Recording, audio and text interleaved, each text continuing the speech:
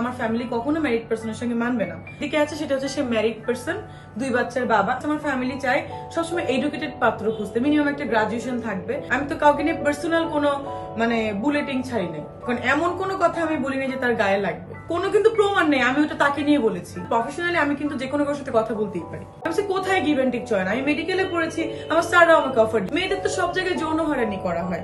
আমি তো কারোর পা চেটে চেটে নায়িকা হইতে পারবো না। এখন যদি কারোর পার্সোনাল গায়ে লাগাই নেয়, ভাই আমি কি করব? এখন নাম তো বলবো না, হয়তো বা কোনো পার্সোনাল ব্যাপার হতে পারে। এইভাবে একটা কথা হয়েছিল কোন একটা কলকাতার একটা হোটেলে বসে।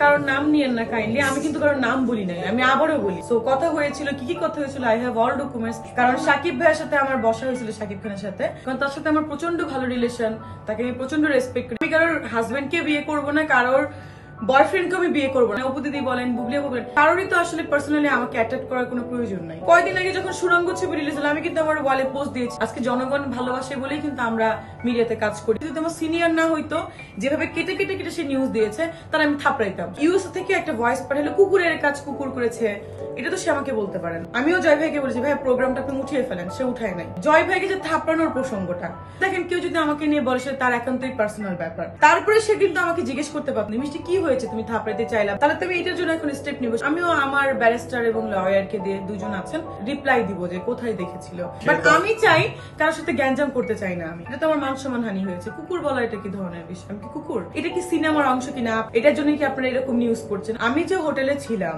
সাকিব ভাইও সেই হোটেলে ছিল।